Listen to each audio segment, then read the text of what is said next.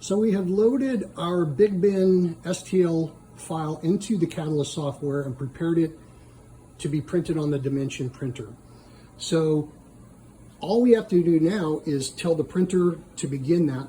But in the meantime, I wanted to show you, and it's a little difficult on this phone, but you may see the actual print layers here.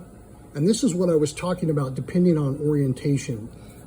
They are somewhat noticeable. And if aesthetics is important, that is something to consider. So Big Bin is going to be printed like this, and so the orientation lines are going to be laying down. We also talked about the ability to kind of make those glossed over. And this is a model that was printed using FDM, and then it had the acetone bath. So basically acetone vapors were created, and this model was just kind of suspended over them, and it literally slightly melted the exterior of the model, giving it that nice finished sheen. So looking at the console, we see that the snowflake, this was the prior job, and it's telling us we need to remove this part and replace the model base. So here's our snowflake. And I created this one because we have the breakaway support material in there, and I wanted to show you kind of the general properties of this breakaway.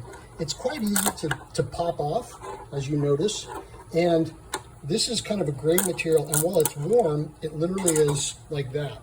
So this is one of the real attributes of the breakaway material versus the soluble support. If this were soluble support, this would have to go into the bath. It can be messier, definitely more time consuming. If it's a simple part like this, it's just that easy. Okay, so let's go back into our printer. We're gonna load this tray. Sometimes it takes a nice little shove,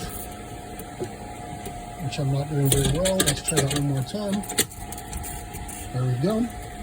And flip those tabs. Our tray is ready. Our printer is asking us, did we remove the prior part? Yes, we did. So it's saying, would you like to start the model? Before we do, to confirm, this is the Big Bin model that we had loaded. Here it's telling us in percentage the amount of support and model material we have left. Remember, in the Catalyst software, it told us in cubic inches. And then we have a couple other pieces of information that we can utilize here, including maintenance of the machine, change material, upload material, things of this nature. But in this case, we want to start the model. So here we go. And that pop that you heard was the door locking, so that now there's no way that we can open this. It's going to stay safe because you'll notice the model material is warming up, the support material, and then the envelope. And so all of these are going to get quite hot. The materials actually get up to about 260 in this machine. Most ABSs are melted at about a 230 degrees Fahrenheit.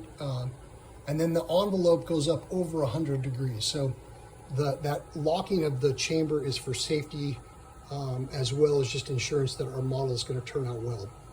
So we have, if we go back, we can look at that machine one more time to get a sense. 4 hours from now, we'll be done. So get excited, and we'll take a look at it when it's completed.